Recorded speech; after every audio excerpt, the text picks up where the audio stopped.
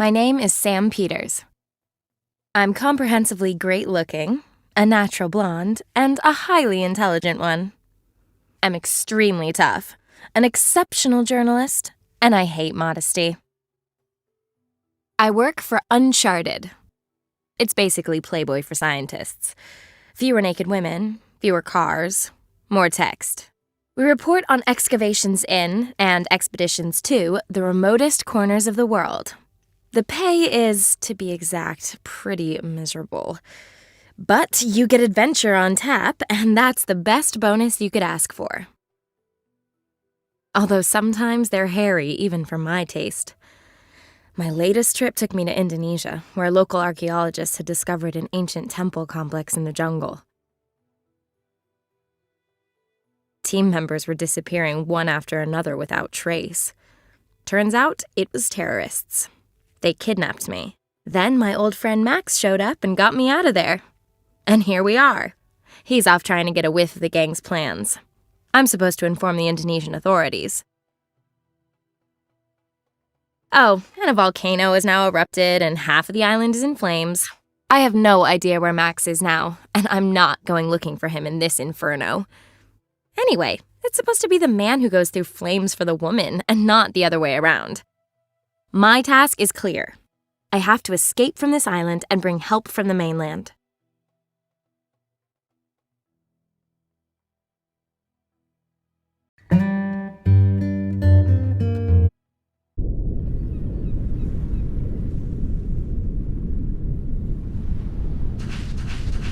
Done it. Now let's hightail it out of here. Crap. This inflatable dinghy is missing some, inflation. Reminds me of my last relationship. So how am I supposed to get to the mainland now?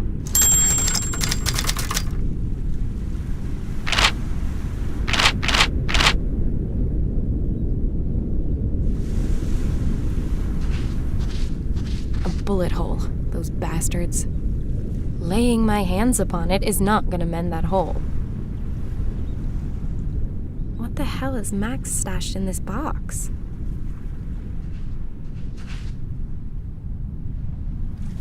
Locked.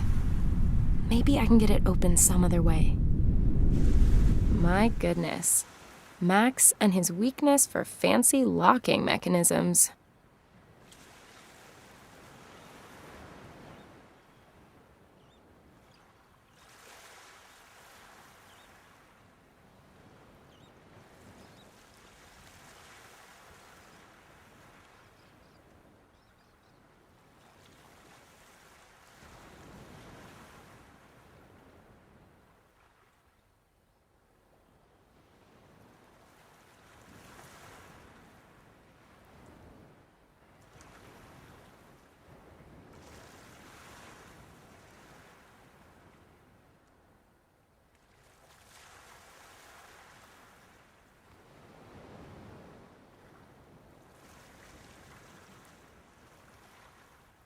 Interesting mechanism.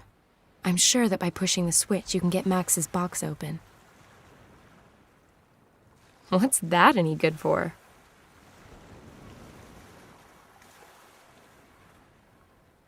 What's that any good for? How strange. There's a capital A above the recess.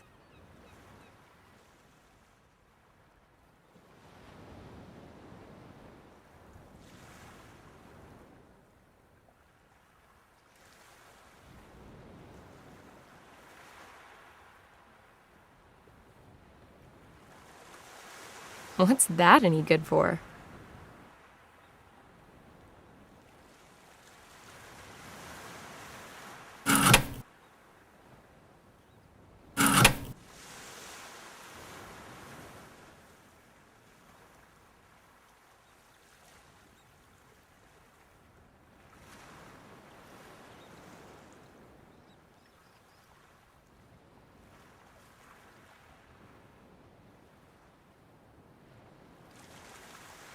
Nope.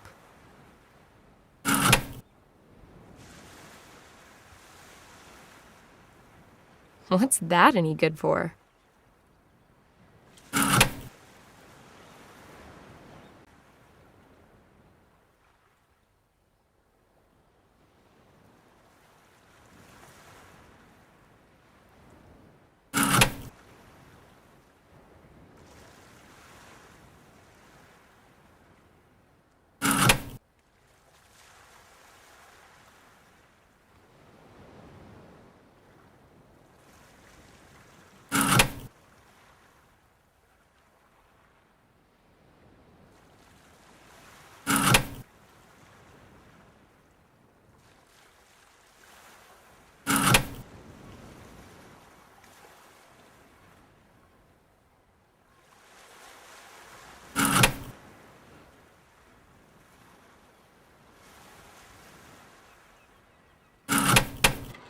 Well, the trouble's been worth it. Boots and socks. A satellite phone would have been nice.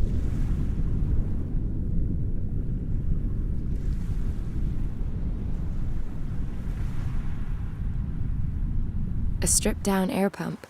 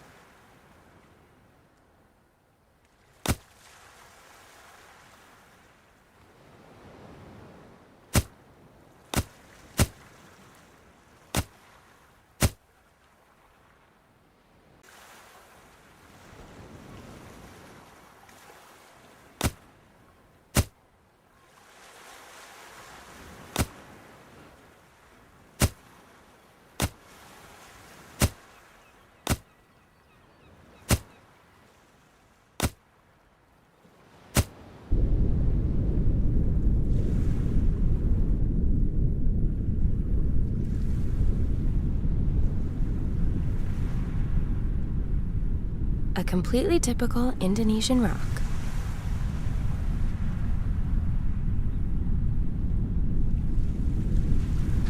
The mortal remains of a crab.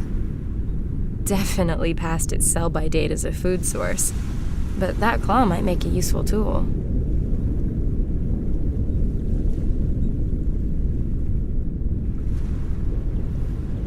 A message in a bottle. This beach doesn't miss a single postcard cliché.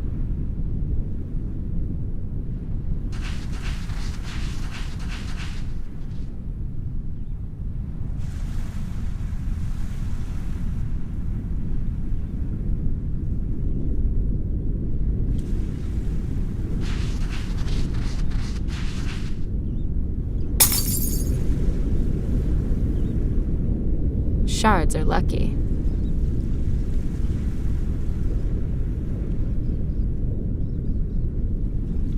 I can't translate this. It's either Indonesian or Malaysian.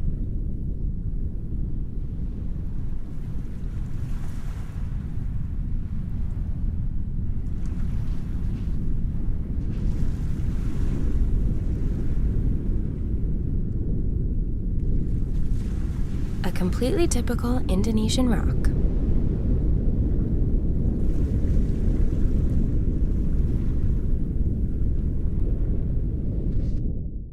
The volcano's out of control. Whatever it is I'm doing here, let's do it fast.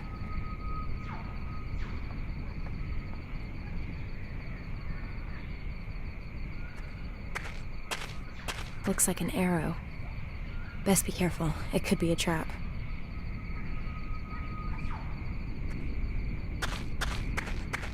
Not much going on there. I'll just take the one bone.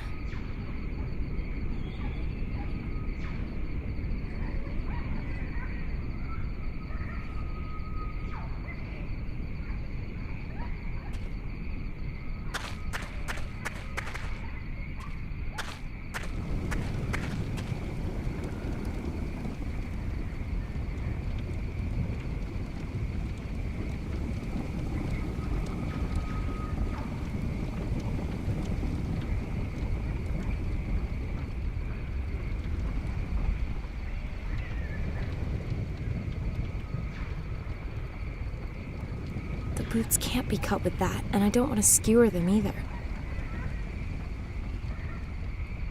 They're too big for me anyway. I'll cut a piece of rubber out.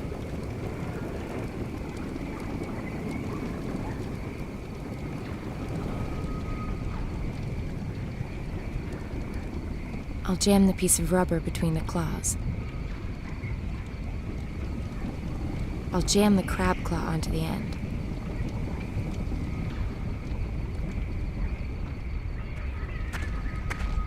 Like roasting marshmallows, you have to know when enough's enough.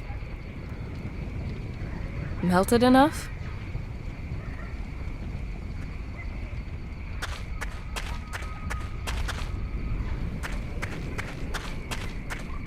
Nah, not interested.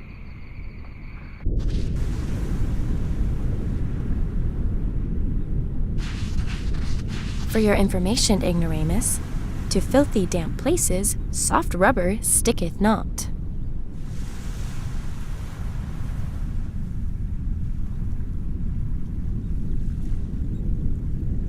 Let's clean away this grease and sand.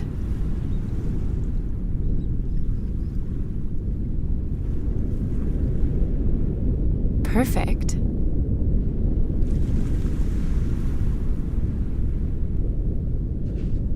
Let's get this dinghy back on the high seas.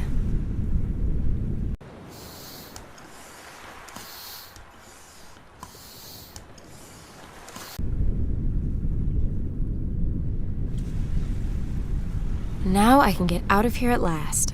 I haven't phoned in for days. My editor will be going loopy.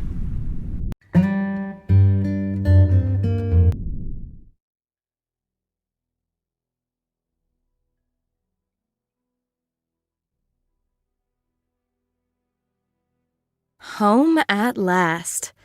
First, I'm going to treat myself to a drink.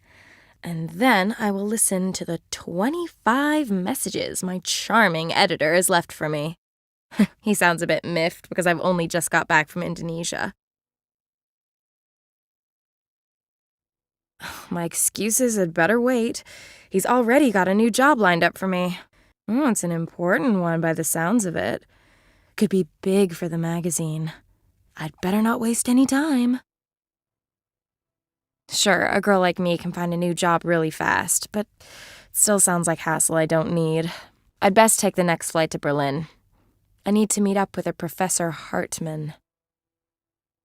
He heads up a research group at Humboldt University, and our magazine is one of the sponsors of his Africa expedition. It seems that our professor is hot on the trail of some scientific sensation out there. How often have I heard that shit? The sensation is usually some frothy bullshit that we can't even use to fill the summer news gap. Anyway, I'm clinging on to this job, which means I'm headed out to Africa with the professor at the next opportunity. I don't know exactly where we're going, so anything could be in store. And that is exactly what I love about this damn job.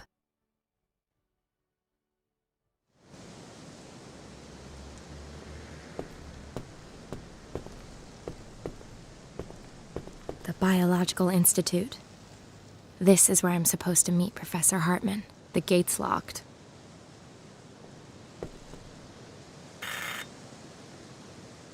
Yes, can I help you? Hello, my name is Peters. I've got an appointment with Professor Hartmann. I'm sorry, but he's no longer in the building. What? But he wanted to meet me here this evening. According to our database, the professor is away on an expedition. He's already set off? But I was supposed to be going with him. Yes, well, not every department of this facility is as efficiently organized as the security department is. Shit. My boss is gonna go bananas when he finds out I've missed this shot. What am I supposed to do now? Can you hear me? Yes.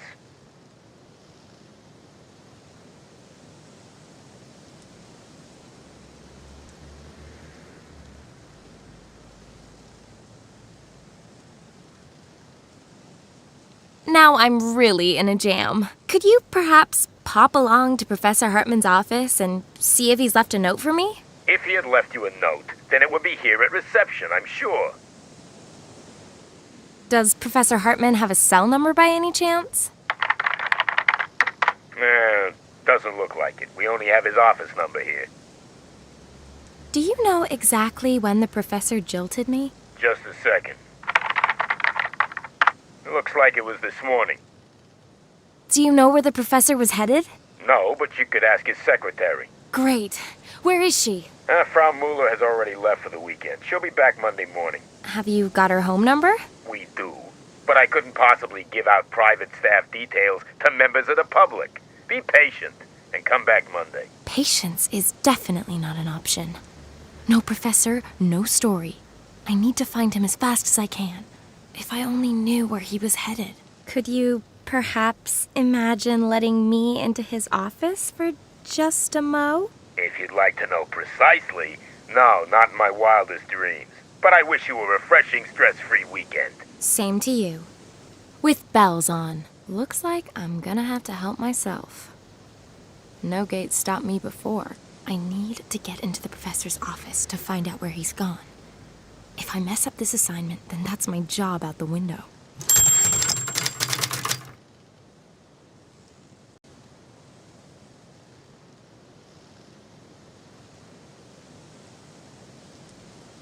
The camera is covering the entire entrance. The doorman will be watching every move I make.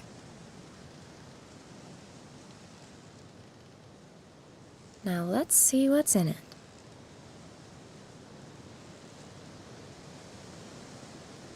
I always keep this photo on me. It's supposed to remind me what I'm grafting for every day. Fulfilling my childhood dream of owning a pretty little white sailboat.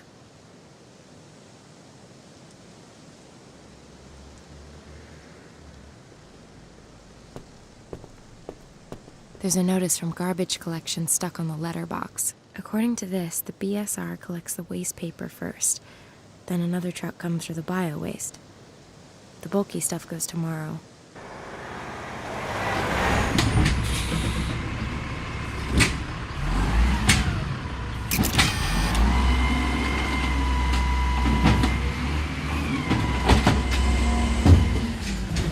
The waste paper collection's been and gone.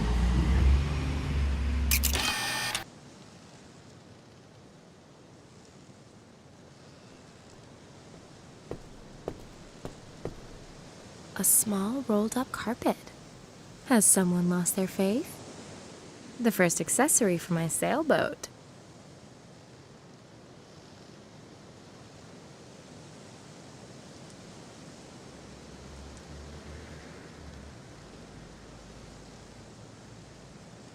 Unfortunately, not all of the walls in Berlin got ripped down.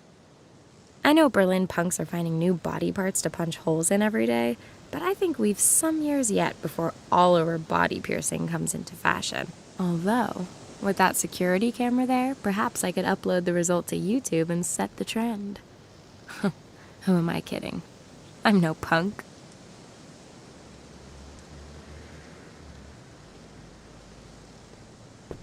Well, okay, but just this once. Where's it supposed to go? Sounds like a good plan.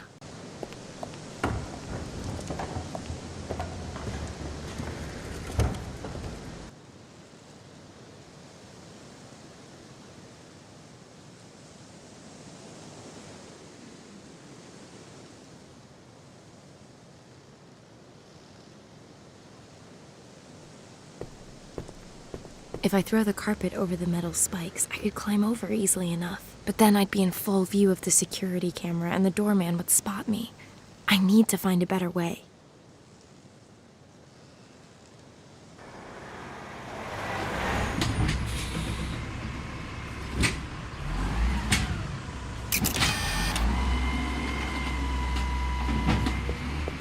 Now or never.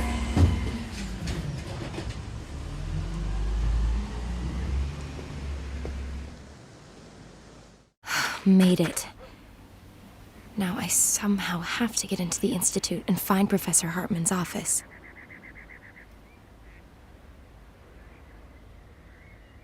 What seemed to be the main entrance.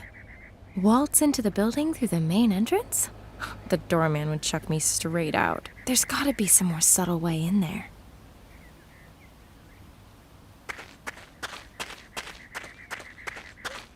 The window on the upper floor is open.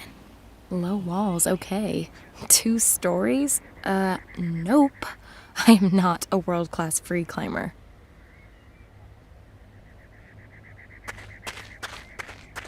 The perfect entry assistance.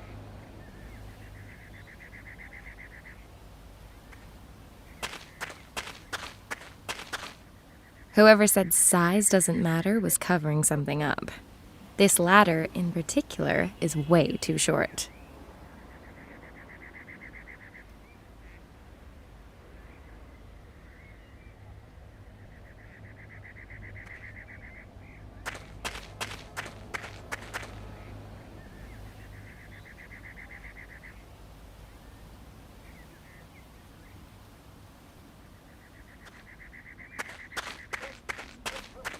A plastic box. That's what comes from leaving your tools lying around.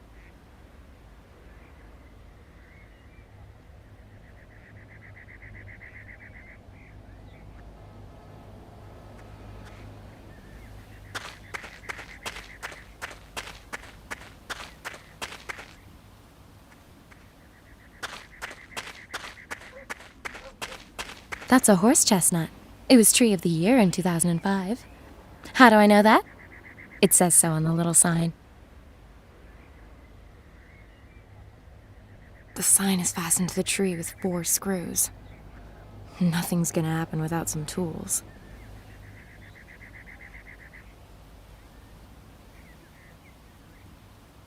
The coin's a bit too thick to fit the screws.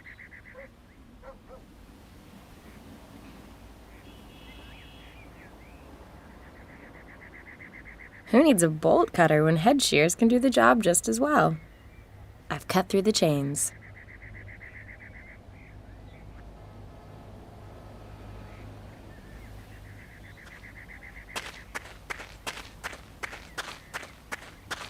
Unfolded, the ladder's certainly long enough, but it's too flimsy to put weight on.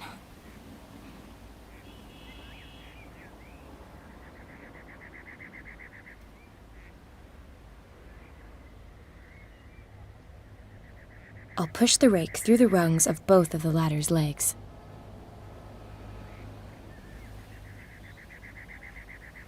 Still too unsteady.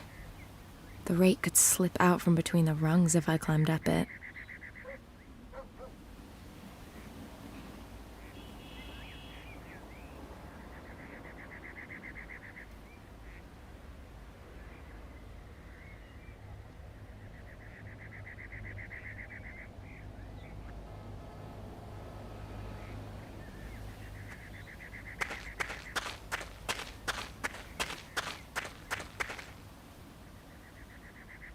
I need something sturdy to loosen the screws. Too big for the small screws.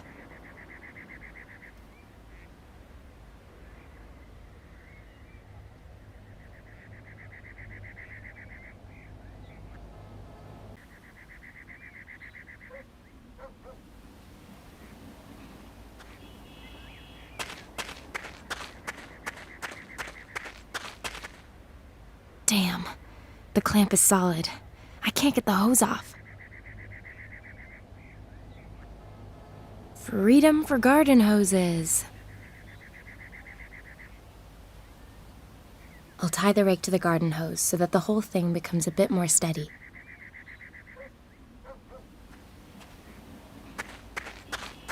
That is a sturdy ladder. Well done, Sam. Climbing through windows. A real cat burglar me. And look, the coast is clear.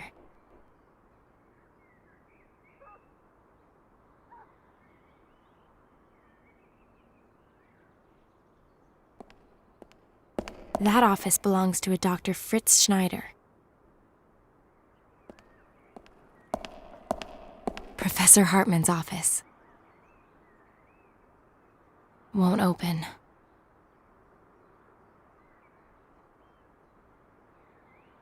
This old trick might actually work. Or then again, maybe not. The idea's right, but the plastic money didn't take the strain.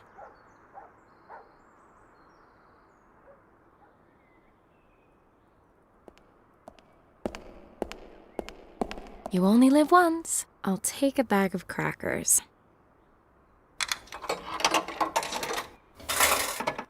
My snack? And 1 cent change.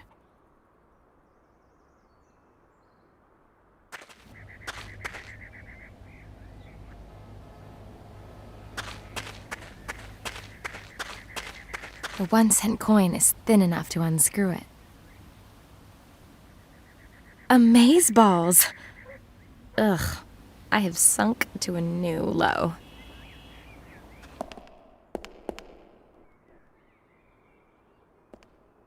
That'll work. I'll bet my sailboat on it.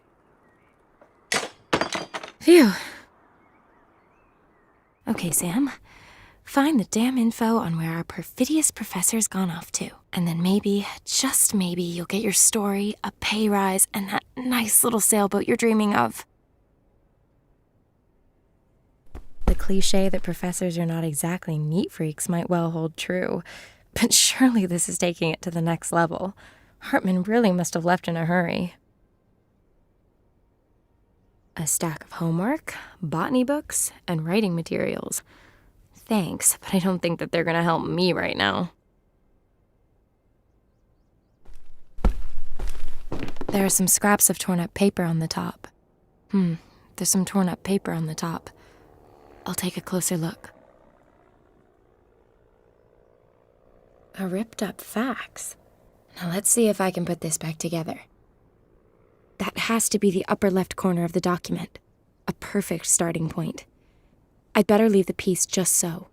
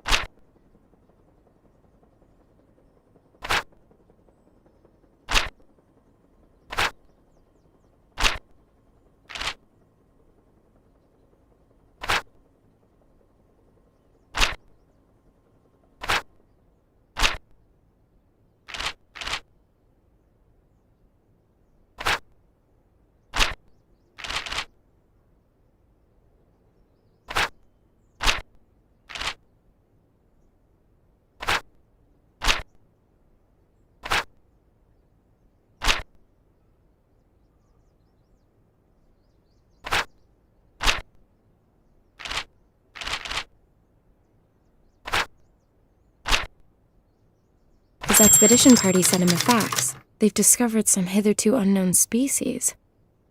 Great, but where, for heaven's sake? Unfortunately, there's only a code here. GHN 7531. But maybe that'll help me further.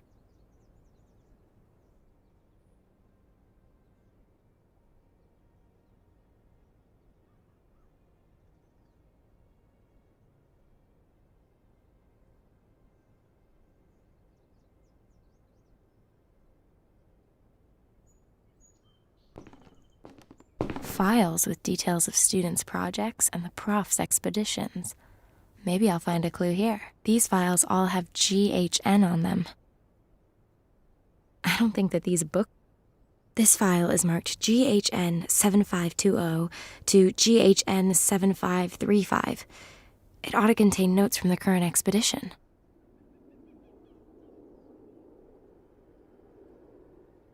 Bingo.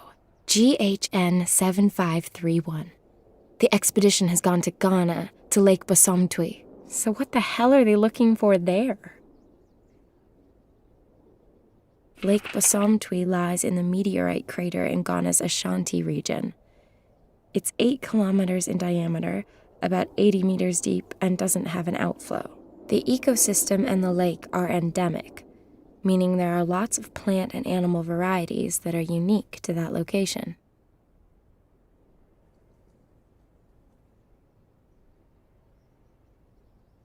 The priority is investigating the effects on the ecosystem of a massive meteorite strike. What's that on the facts?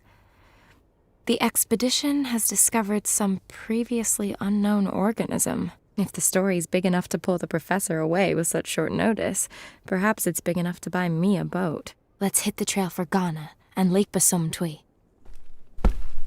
The flight to Accra via Amsterdam was pretty fuss-free, but the in-flight food was crappy, as expected. I was able to revive myself with some traditional fufu and a few Gordon Sparks in a chop shop before a bush pilot flew me into an airfield by Lake Bosumtwi. With a bit of luck, I'll be at the base camp in a few hours.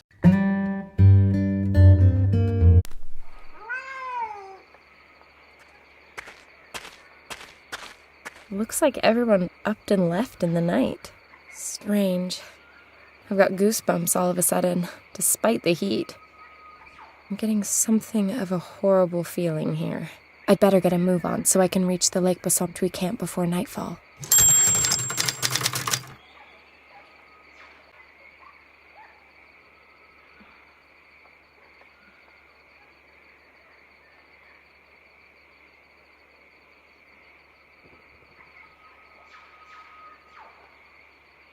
Sits around all day.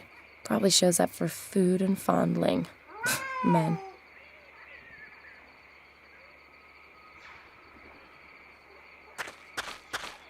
Lemonade. Sweet as shit and warm to boot. But even ice cold, it's not an option. If I want to avoid doing my figure some real harm. Well, okay, I'll take it with me. But be aware that this is non-alcoholic piss water.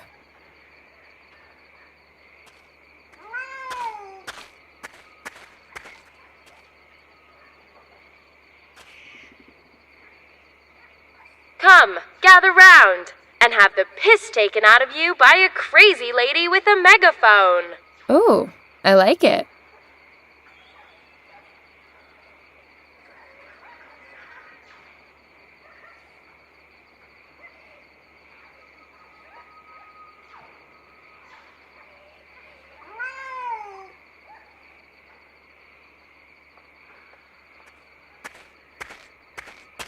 Now then, any juice left in these at all?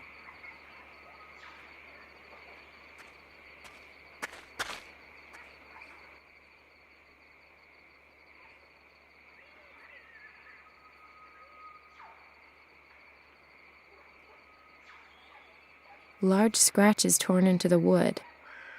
Must have been something considerably bigger than the cat over there. It's screwed tightly to the column.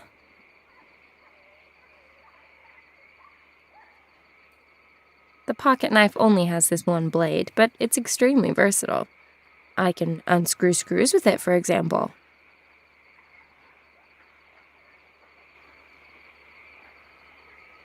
The camp lies northeast from here. That's where we want to be headed.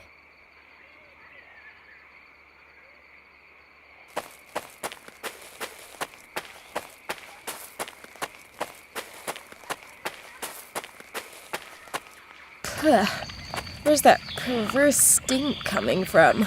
Oh, right. Pumbaa. They may be cute in cartoon form, but in the real world, those warthog tusks should not be underestimated. Since we don't know each other all that well, I'm gonna be keeping my distance, okay? Okay. Away we go. Sing Hakuna Matata for me, then.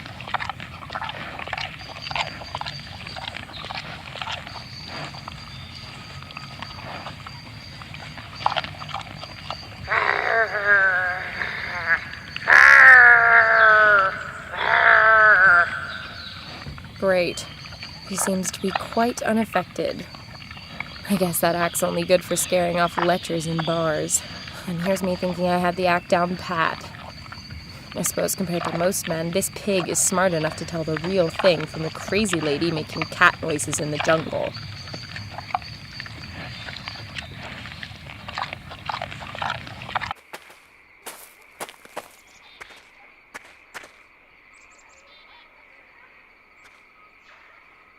Just two admittedly unfortunate words.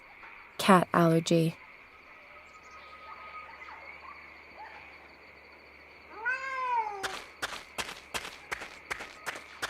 Hello, Mr. Kitty. How about an interview? Thank you for the profound discussion.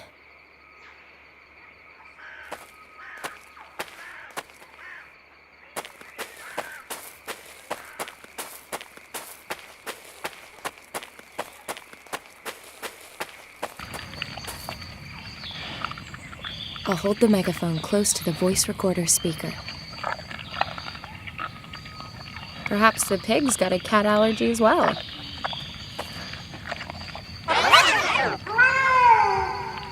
Pity. Apparently not.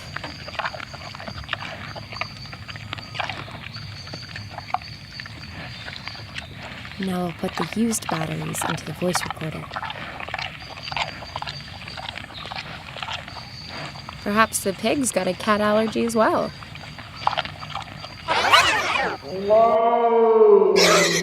Success.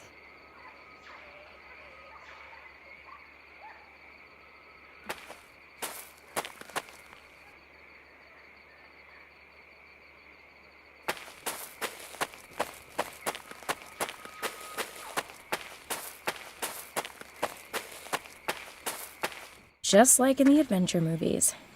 So, what do we have? Great. The guide rope on the right-hand side of the bridge is broken. That's all I need. I can't get across with it like that. I need to repair the rope first.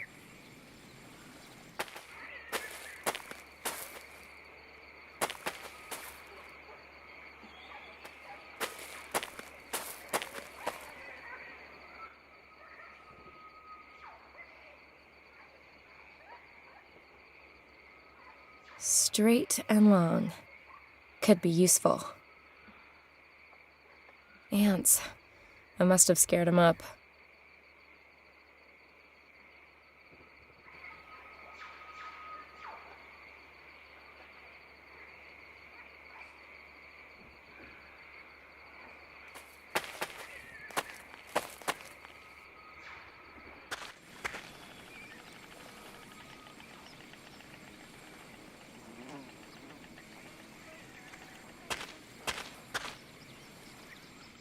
A prime example of a professional bodge job.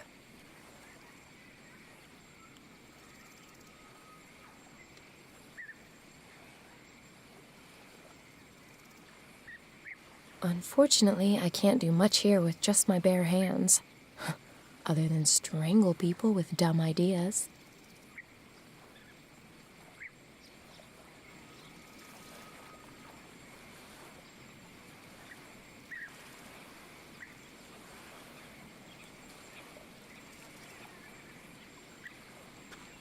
The bag's hanging too low. I can't reach it.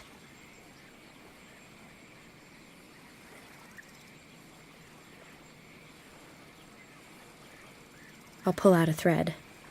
In fact, this cap is such a waste of space, I'll throw the rest away.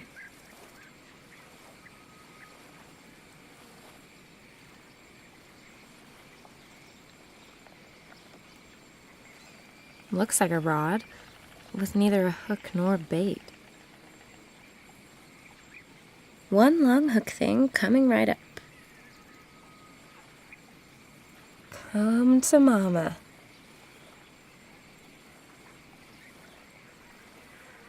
Well, what have we got here then?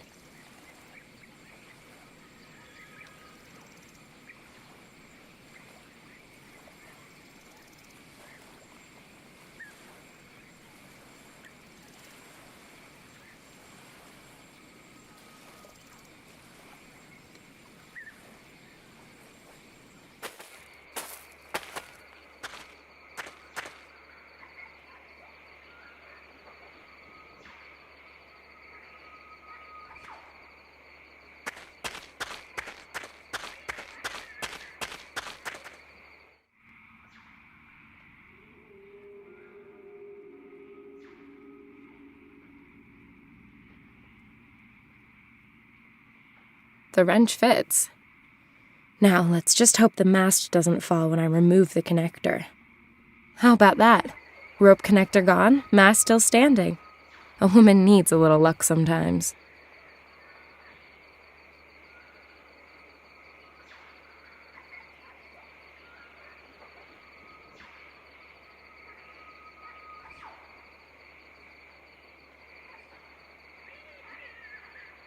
Joins 2 ropes or cables together securely.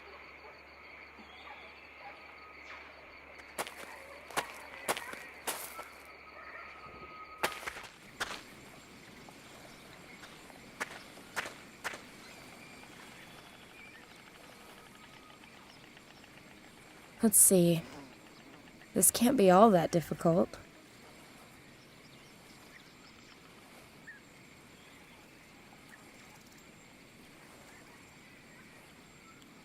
Perhaps I ought to try it in the right sequence.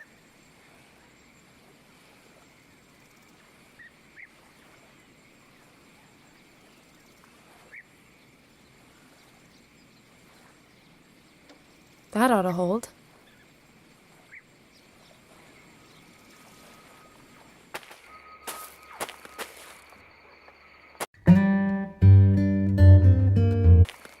Whoa, what a mess.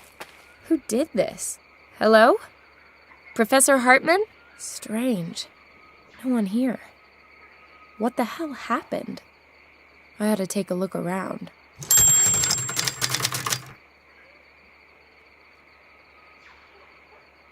There's a fireplace here, but it's stone cold.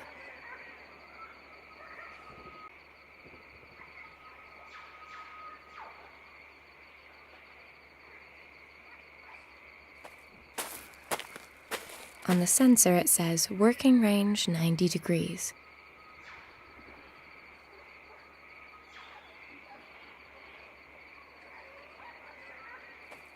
A 4-legged stand.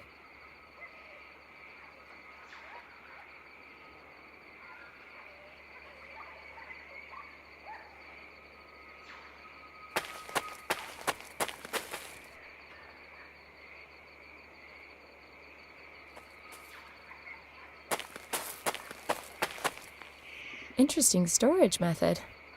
That's how you keep your grub away from the hungry fauna.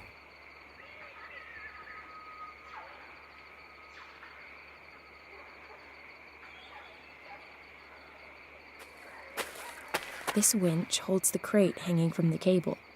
The crank is missing.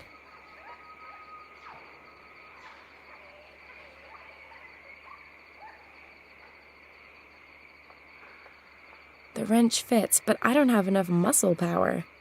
The winch isn't moving an inch.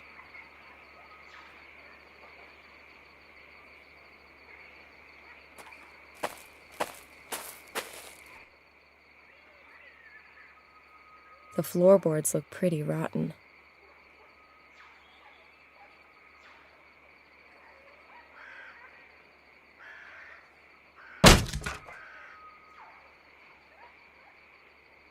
Feels kind of locked. What I'd really like to know is what threw this great big locker all over the place.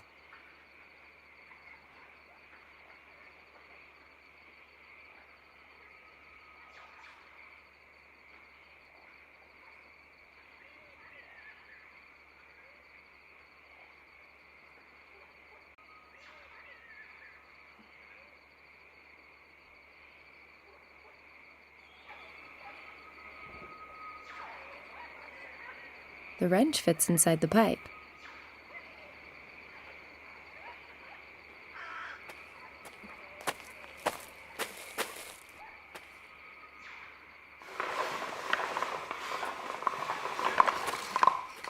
The laws of leverage are your friends.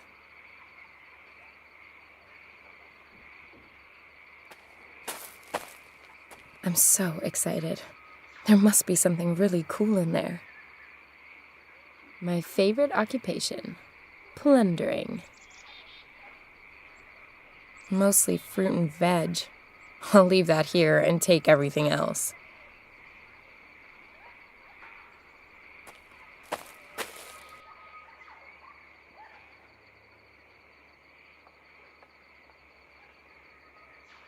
Huh, it fits.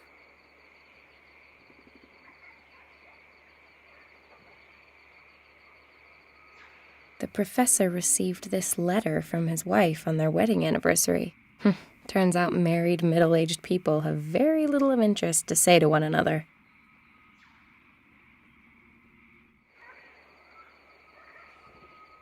According to the sticker, that's Professor Hartman's laptop. Sadly, though, the battery's flat.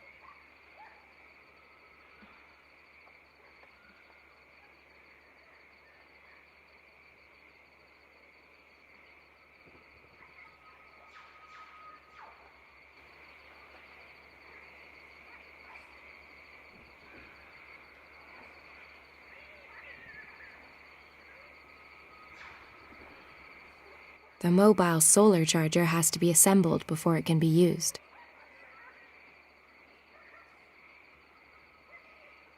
The regulator is a good start.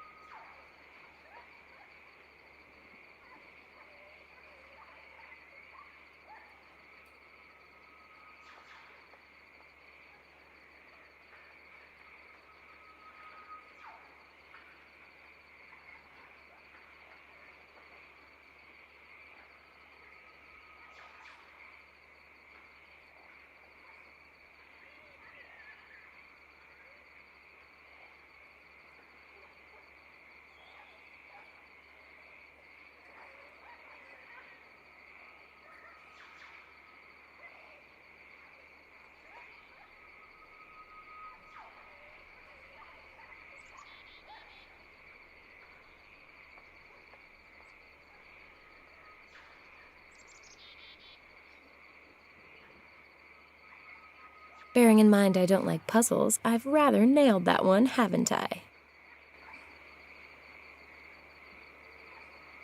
I'll connect the solar charger to the laptop. So, the solar charger is now connected to the laptop. Now all that's missing is some sunshine.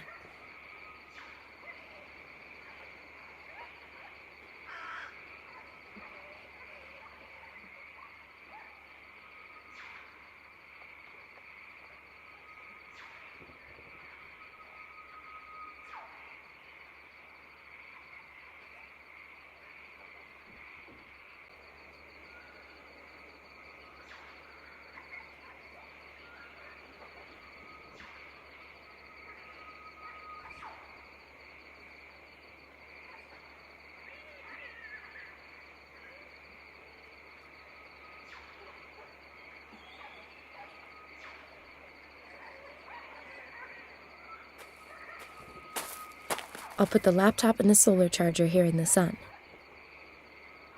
The perfect place. Ugh, the laptop's protected by a code.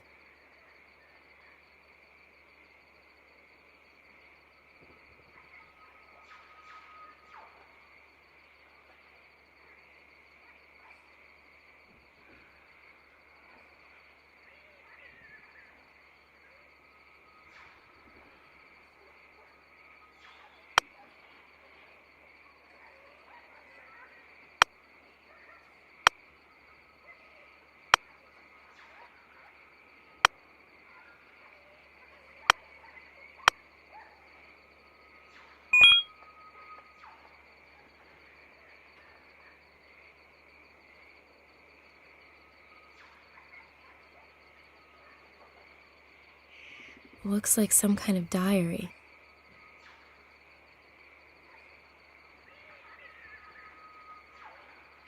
Sounds promising. Viruses that are responsible for evolutionary leaps? That story would be an absolute scoop. Now, is there any truth to these ghost stories?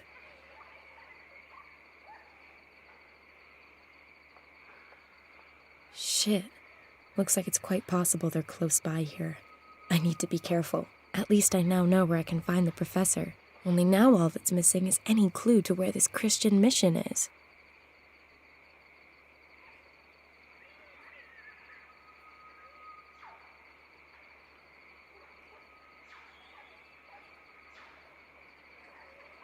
No saved mail. And if I was going to send or receive any, then I'd also need an internet connection. This is where Hartman saved the pictorial info from the current expedition. The map of the camp.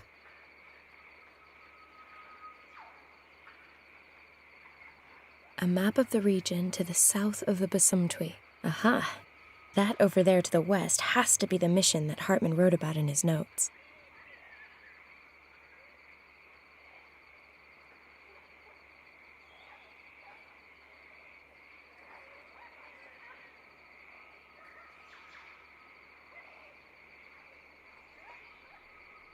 Even the most ambitious scientist has to switch off every now and then. Can't wait to see what kind of music the prof's into.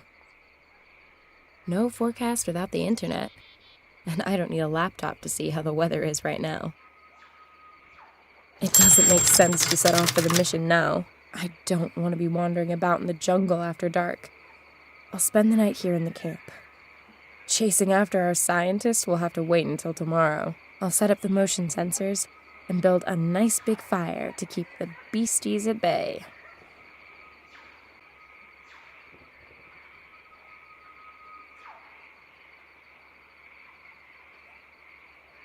This sensor has a working range of 120 degrees.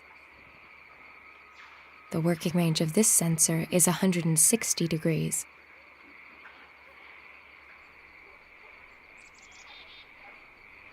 A sensor with a working range of 90 degrees.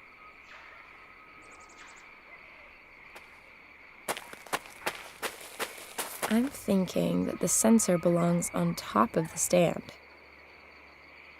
This sensor has a working range of 75 degrees.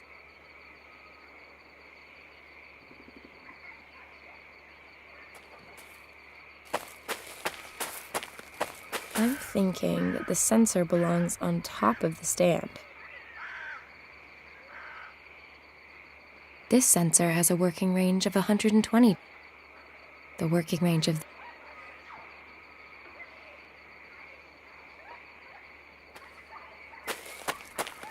I'm thinking that the sensor belongs on top of the stand.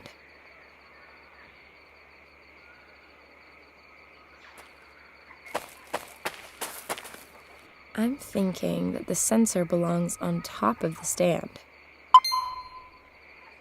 Looks like the sensors are set up according to plan.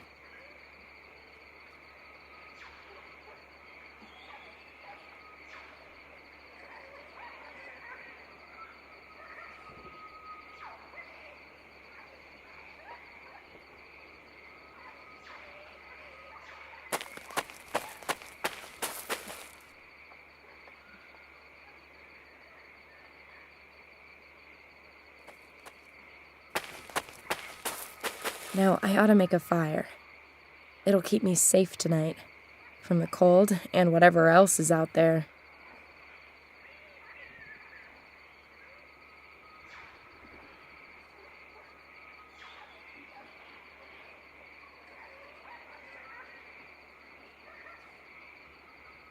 Nothing left in it.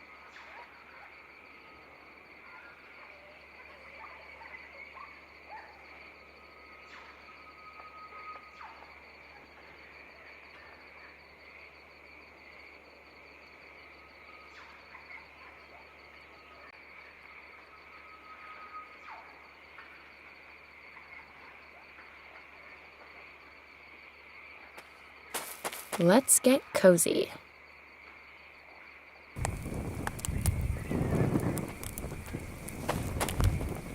There. All done. Now I'm gonna get some shut-eye. And in the morning, I'll head to the mission and track down this research team.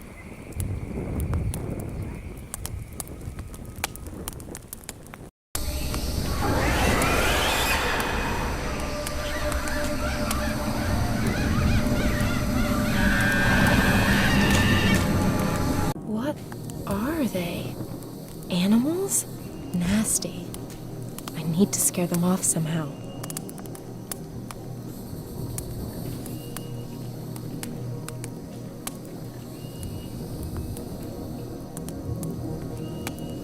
Maybe it'll give them a fright. They're gone. Hopefully they're gonna stay gone too. It won't be too long now until sunrise.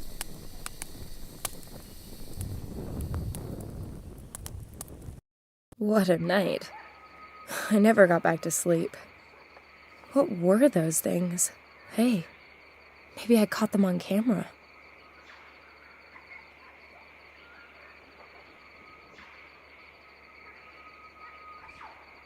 What the? In all the horror movies I've ever watched, I've never seen anything like this.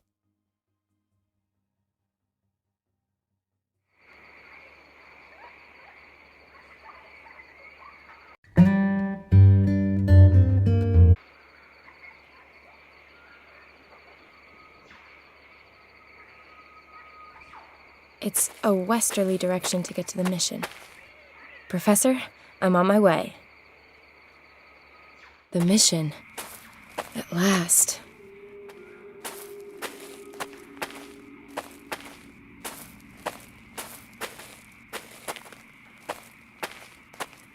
Hello?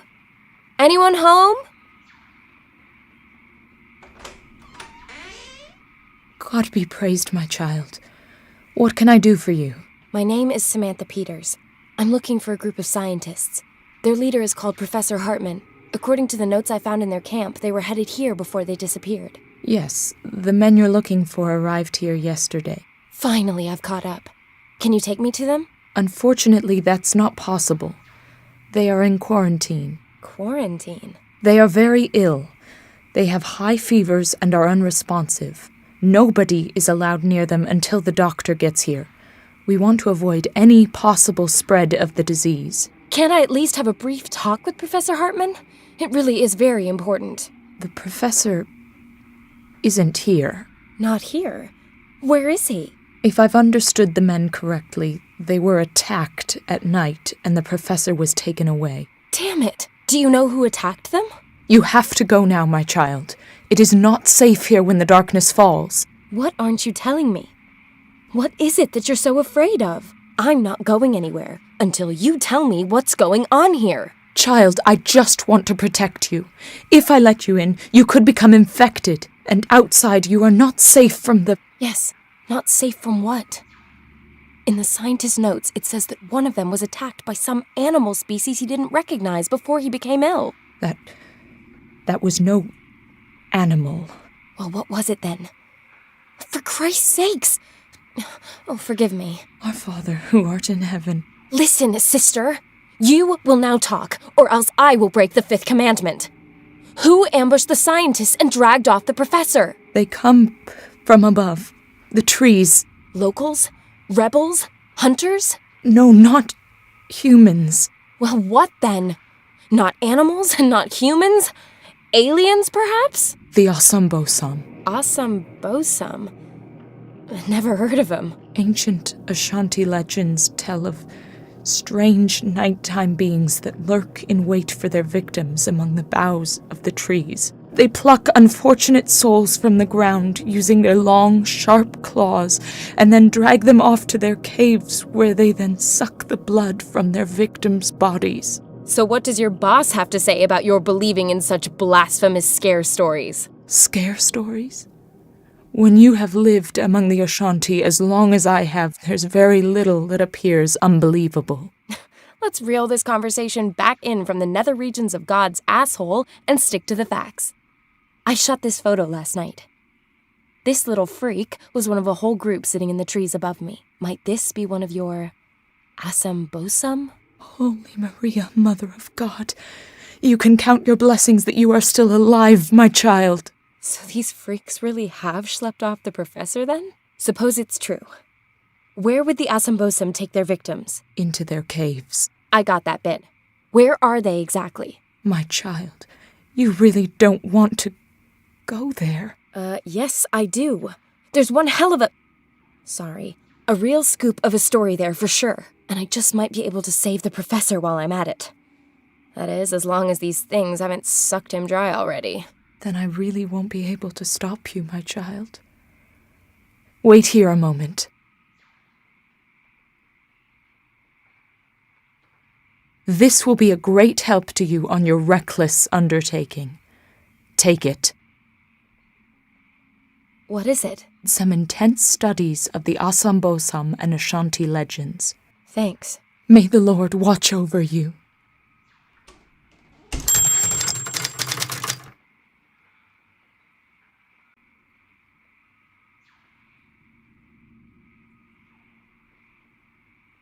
This is where the notes begin.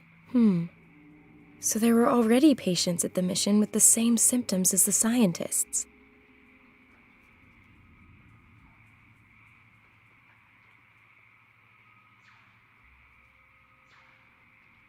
So were these men under attack from the same creatures? Let's see. Here it is. The attackers came out of the trees and surrounded them.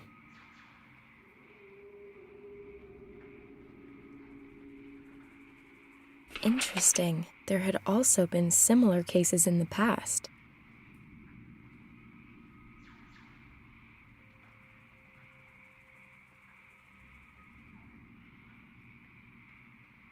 The locals call the attackers the Asambosum. They're also supposed to be responsible for transmitting a virus. The old Ashanti shamans were able to control these mysterious beings and could protect themselves from the disease.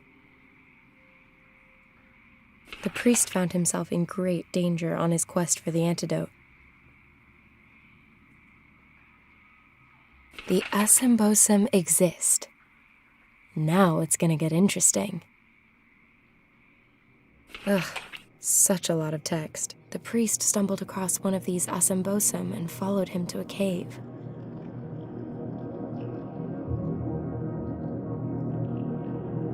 The translation of the inscriptions at the cave entrance brought something astonishing to light. It detailed a description of a ritual which could protect against catching the Asambosum disease, and which could also cure it. They carried out the ritual, and despite no ready explanations for how, it worked. These experiences really rocked Father Samuel's concept of the world. This is where it lists what you need for the ritual and how to carry it out.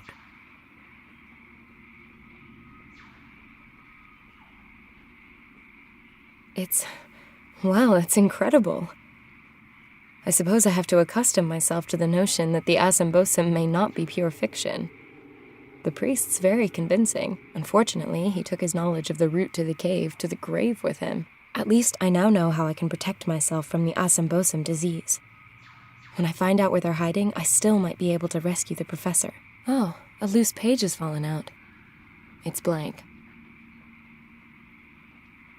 That reminds me. What's a blonde doing when she's staring at an empty sheet of paper? According to my last boyfriend, she's reading her rights. Har bloody har.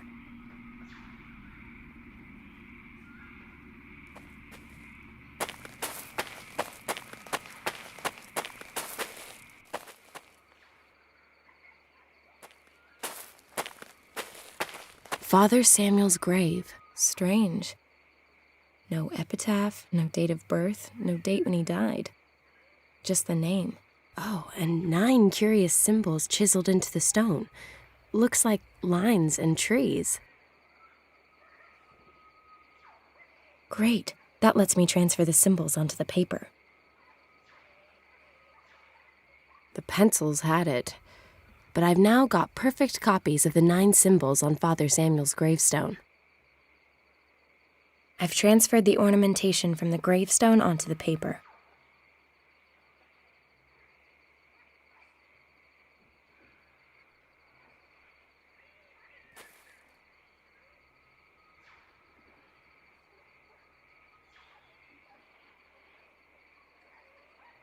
I'll check the first aid kit.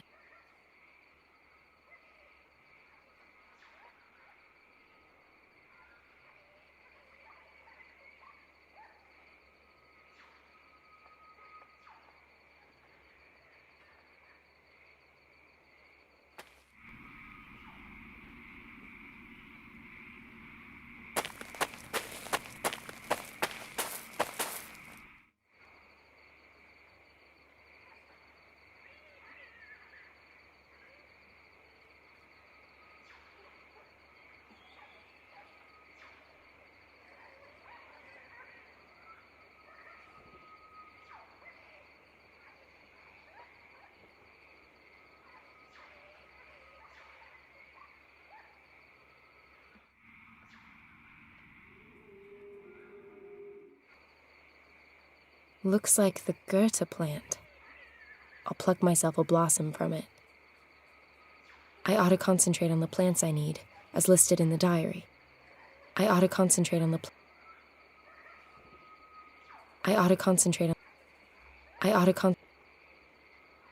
A few stems of alyssum also need to go in the pot.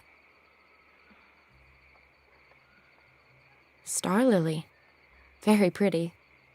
One blossom for my hair, one for the ritual, and one to stamp under my feet as an expression of rebellion. I ought to concentrate.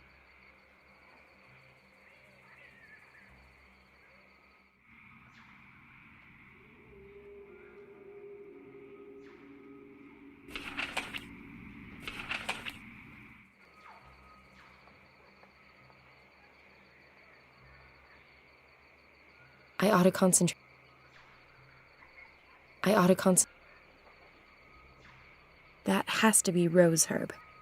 I need a stalk from it. I ought to concentrate. One blossom from the hyacinth is enough, according to the diary.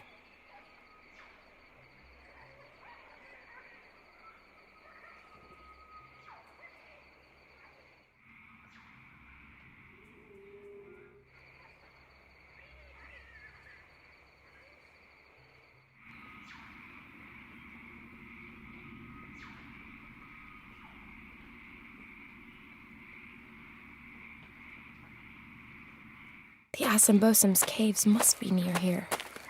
Hopefully the professor's doing all right.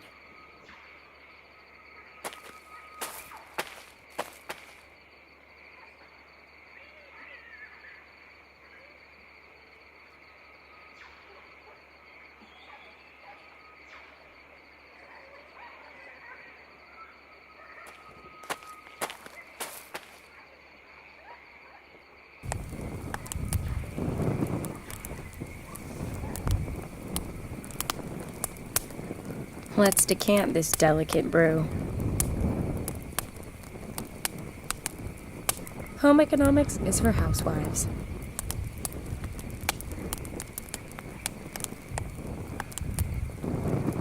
Boiling the lemonades produced a thick, sticky syrup.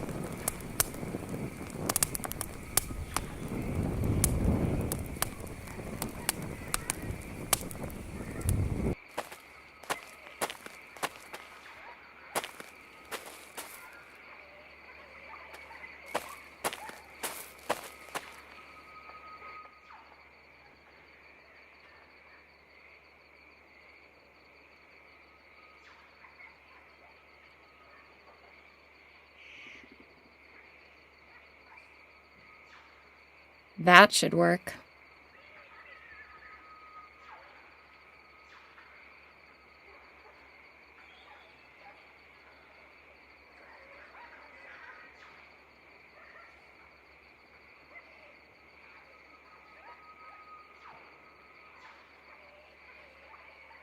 Gotcha. The ant stuck to the brush.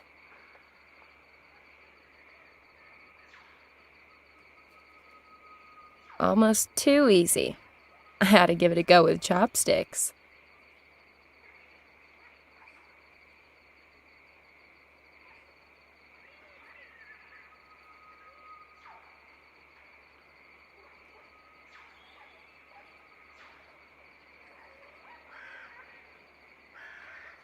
Gotcha. A respectable kill.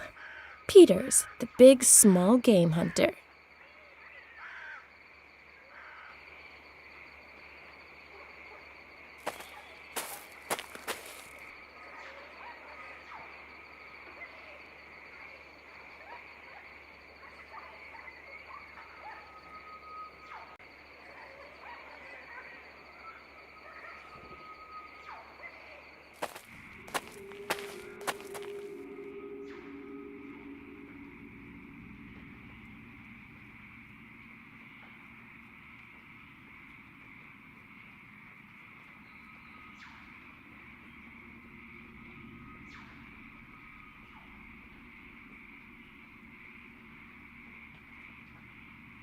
Okay, I'll carefully cut out the different symbols. I can't exactly say I'm crazy about puzzles. I'll take this part as my starting piece.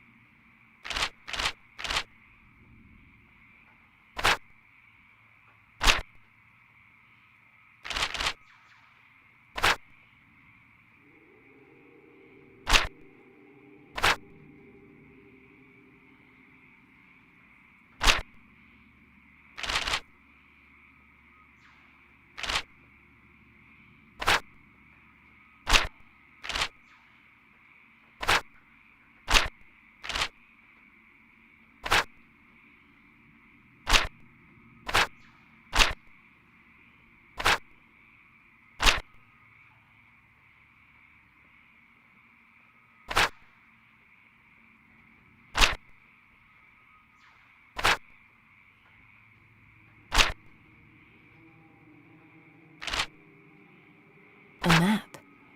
The route to the Bosumtwi's caves.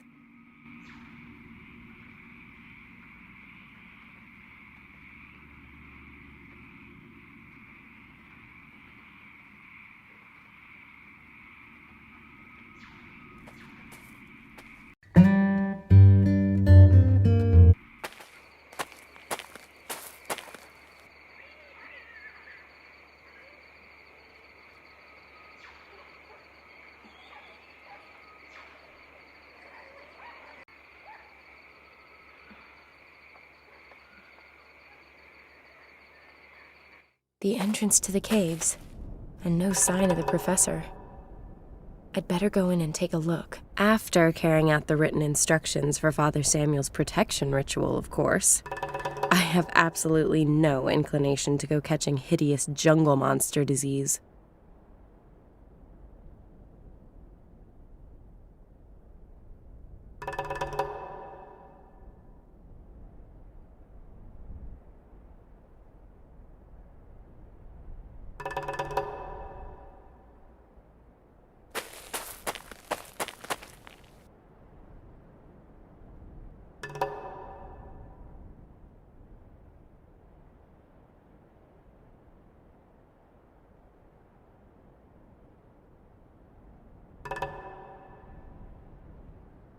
One part of the mix is already in the pot.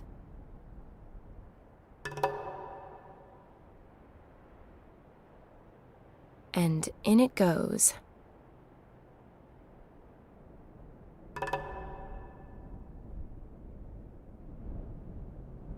And in it goes. And in it goes. And in it goes.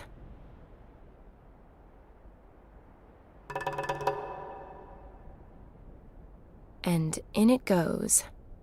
So, that ought to be all the ingredients.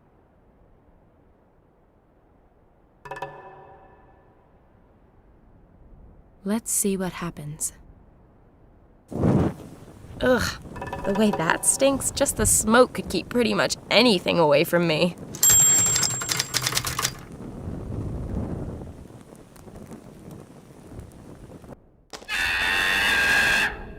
Whoa, was that one of those things?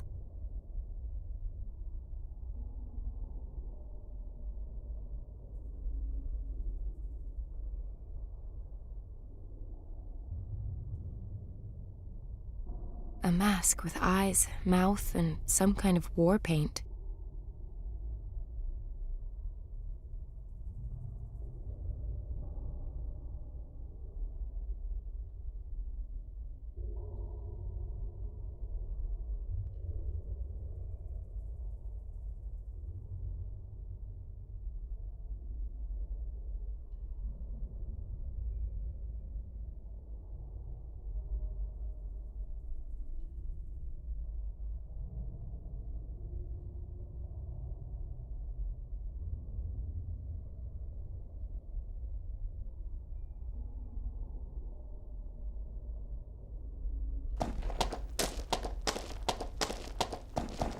Not the slightest trace of Prof. Hartman. Only more passages that lead deeper into the caves. Are the Asambosum fans of masquerade balls?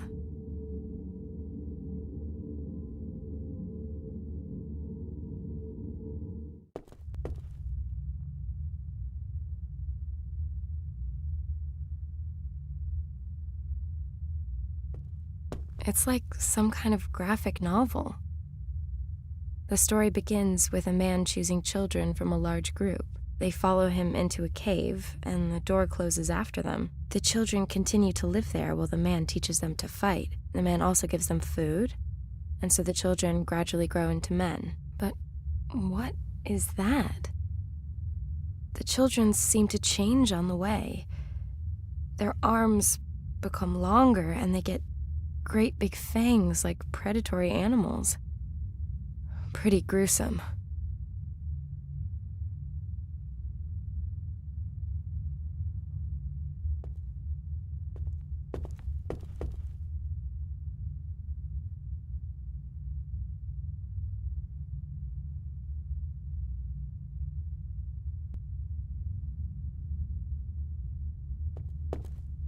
Let's fuel this lamp and see what happens.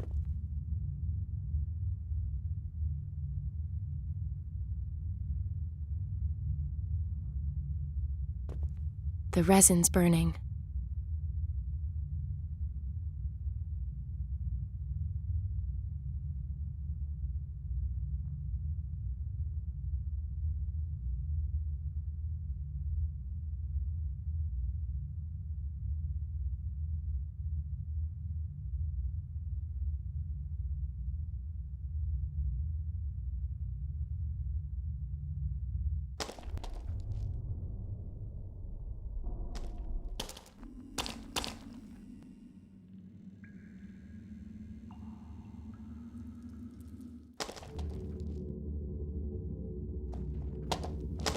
Poor children. If I only knew how they were changed, they'd make the story of the century. Perhaps the professor knows the answer. If he's still alive.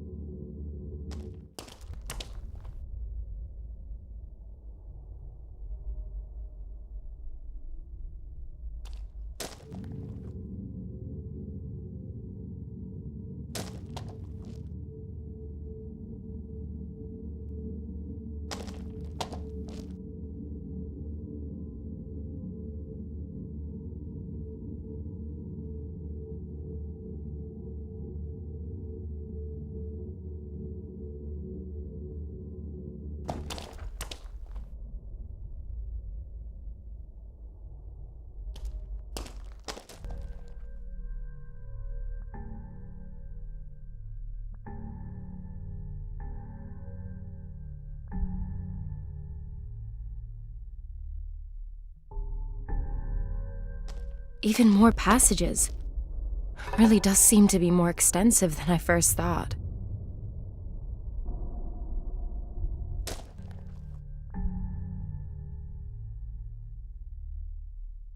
Out of order.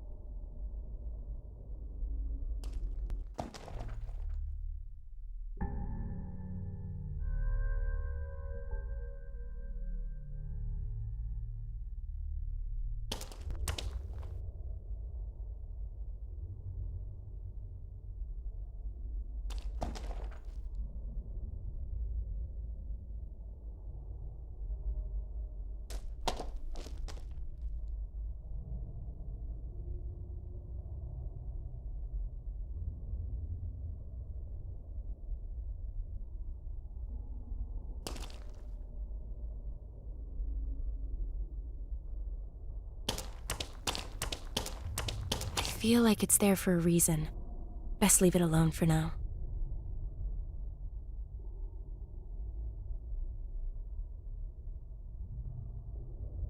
Let's fuel this lamp and see what happens.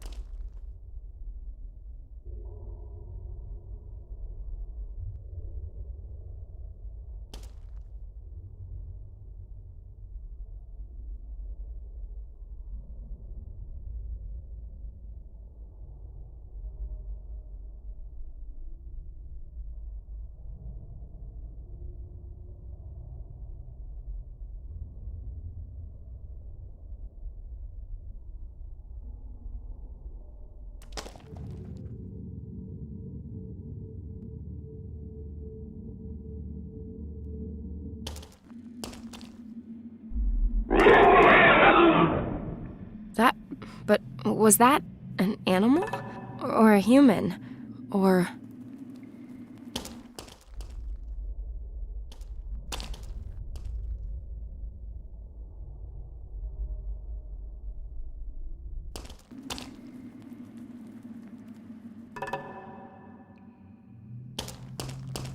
Let's fuel this lamp and see what happens.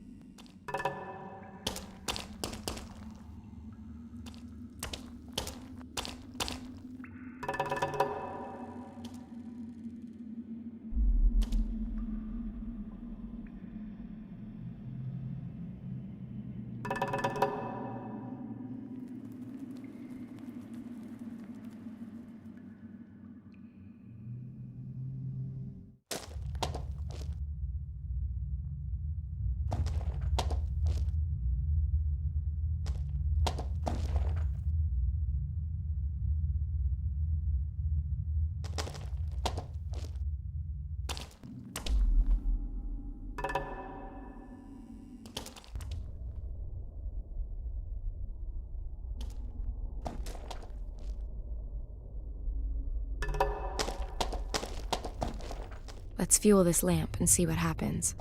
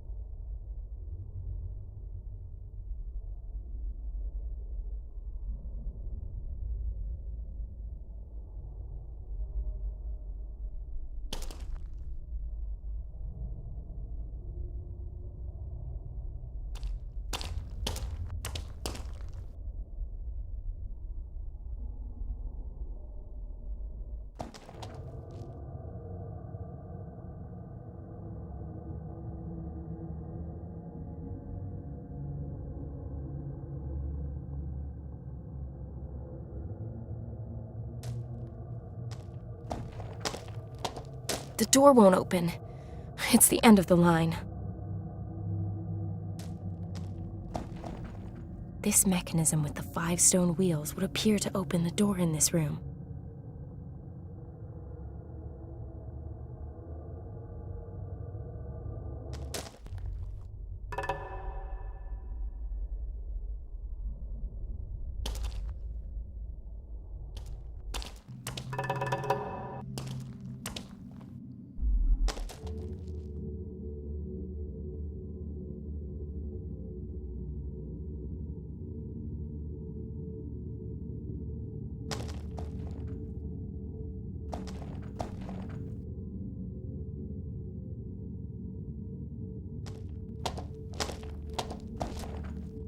Let's fuel this lamp and see what happens.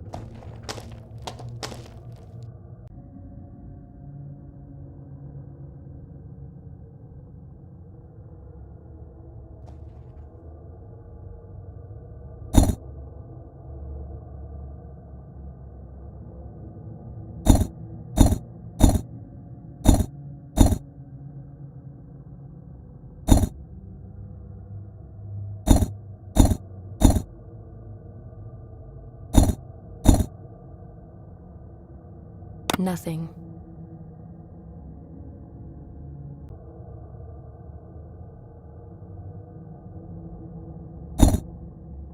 Nothing.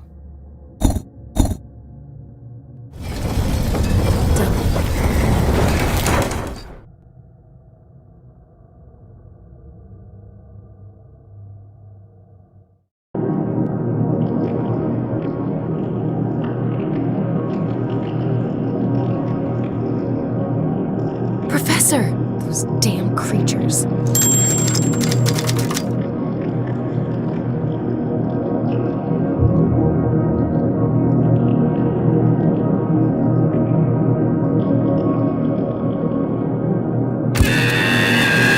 Things are getting tight here. The battery's almost empty. Herr Professor! Professor Hartman, can you hear me? He's obviously in some considerable pain. I'm not going to be able to move him until those wounds are patched up and he's feeling better.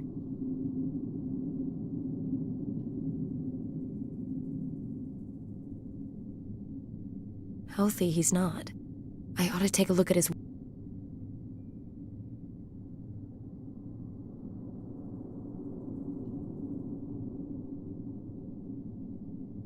That should keep the blood off my clothes, and, broadly speaking, inside him. At least until I get him out of here.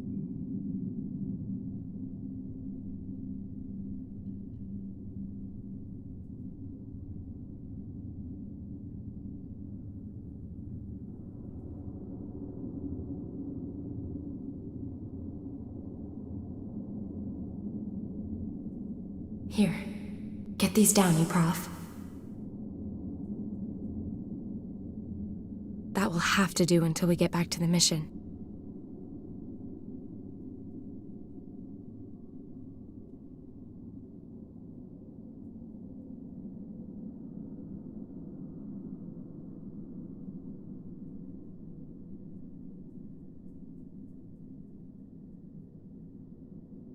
Don't worry, Professor. I'll get us out of here.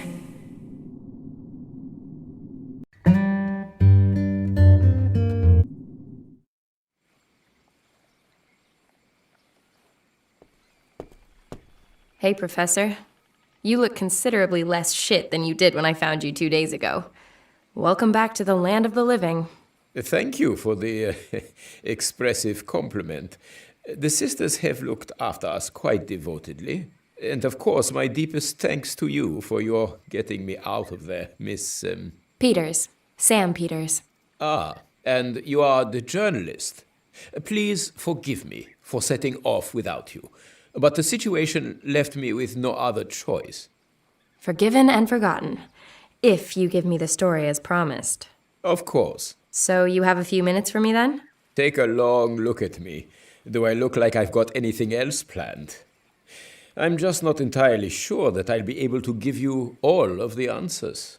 Let's find out.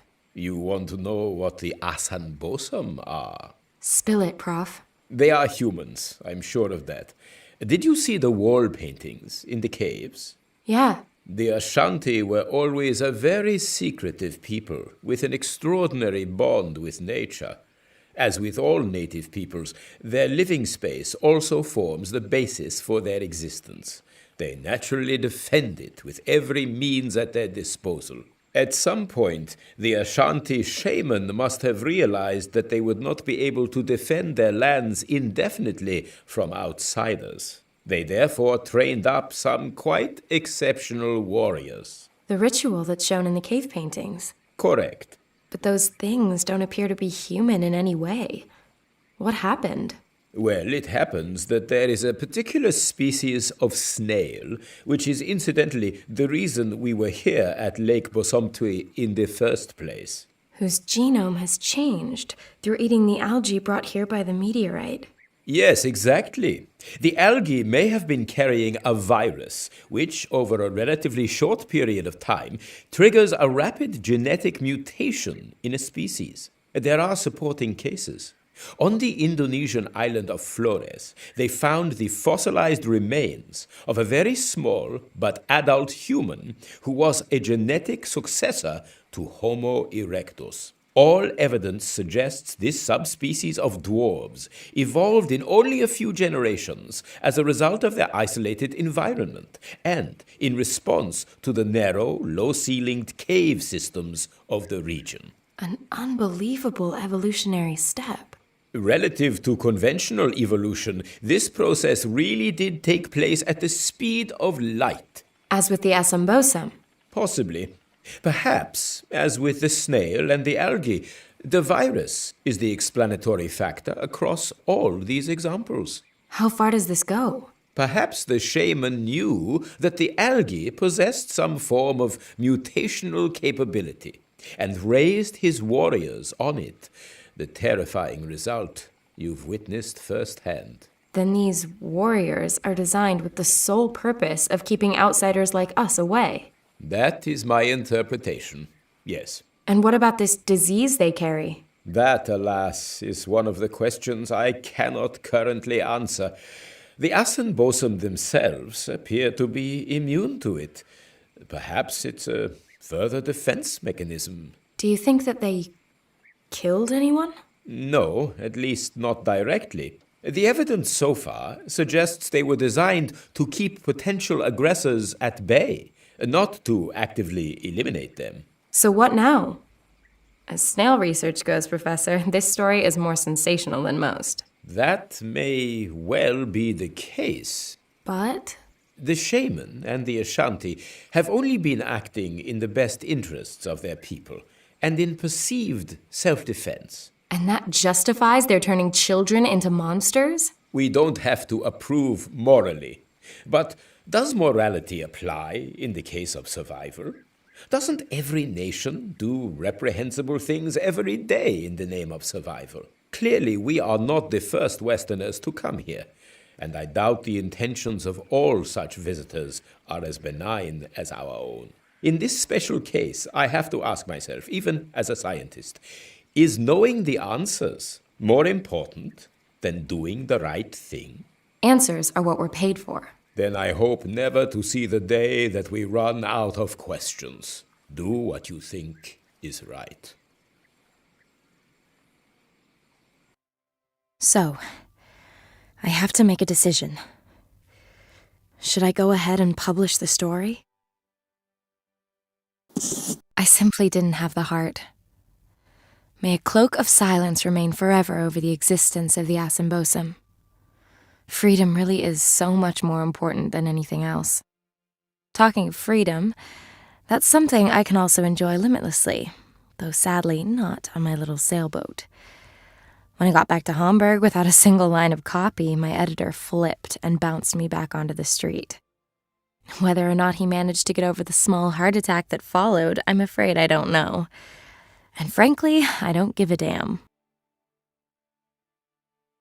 It's time for me to drop by on Max in Berlin again. Perhaps he'll finally even introduce me to his beloved Nina.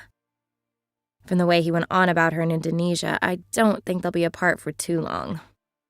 And maybe he'll have a fabulously lucrative job for me and get that sailboat back on track.